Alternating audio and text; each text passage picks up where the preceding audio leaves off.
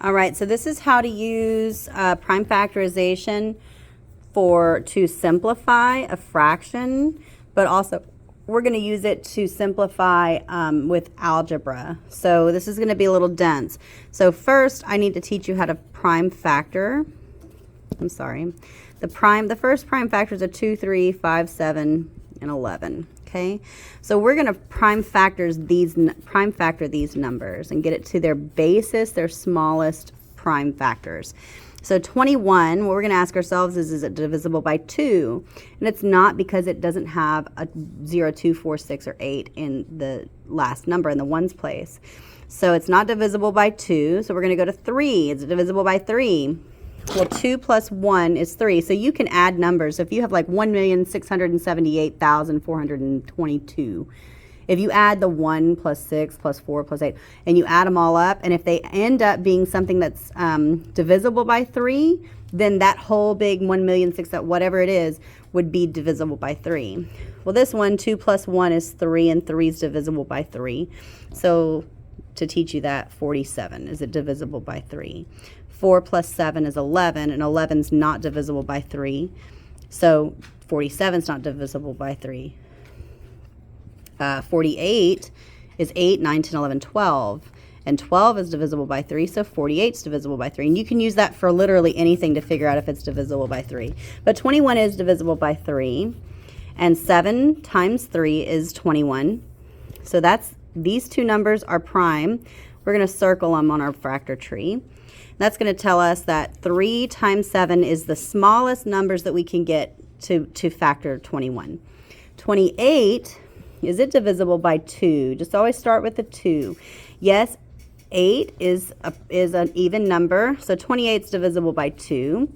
And we're just going to cut these two numbers in half and add them together. So the half of 8 is 4, and half of 20 is 10. Okay? And 14 is not prime, but 2 is, so we're going to circle the 2. 14 is not prime, so we're going to keep going on that one. We're going to start over at 2. Is it divisible by 2? Sure it is. I know that half of 14 is 7, but some kids can't remember, even the small ones. So half of 10 is 5, and half of 4 is 2. And 5 and 2 is 7. And 2 and 7 are both prime, so we're going to circle those. So the basis numbers that we can get to is 2 times 2 times 7. This is useful because 2 times 14 is 28, or 4 times 7 is 28. And so you can flip these numbers around, and no matter how you get it, if you get it to their basis numbers, then that is how you prime factor. 3 times, and so here's what I see. I see that there's a 7 on the top and on the bottom. So I can just get rid of them, because that would be like multiplying by 1. So, because it's 7 sevenths. So I'm just going to take that out of there completely.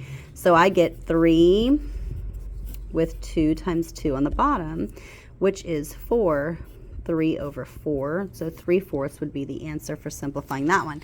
This is just a different way to simplify. To use it with algebra, we're going to say we have 3x plus 6 on the top and 12. And we want to use that same thing, the same concept, where we took the 7 off the top and the 7 off the bottom.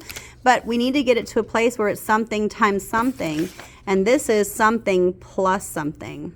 Okay, and so we know that when we did the other stuff, let's say we had 5x plus 7, and it would have this parentheses. Well, there's no parentheses here, so this is adding this thing plus this thing. This is 3 times something. This is 3 times this something, and this is the other something, the x plus 7. So we know that we could use the distributive property with these and do 3x plus 21. So we're going to backwards distribute do the backwards distributive property. And we're going to say that in order to get it like this with the plus, we had to multiply 3 times x. So we had that. This plus will always stay the same unless you're dealing with negative numbers, and that's a different lesson. But we're saying that we had to get 3 times x and 3 times something to get 6. So I'm going to take 6 and I'm going to divide it by 3. And that's going to tell me that it's 2. And just to check it, I did 3. That would be 3 times x plus 3 times 2, which would have been 6. So I got the 3x plus 6, so this is definitely my prime factor. This would be 3 times x plus 2. That is something times something. And I'm going to prime factor 12. I'm going to go back to my 2, 3, 5, 7, and 11. And I'm going to say, sorry about that, I'm going to say is 12 divisible by 2. Yes, it's divisible by 2 because it ends in a 2. Okay. And 2, half of 10 is 5, and half of 2 is 1, and 5 and 1 is 6.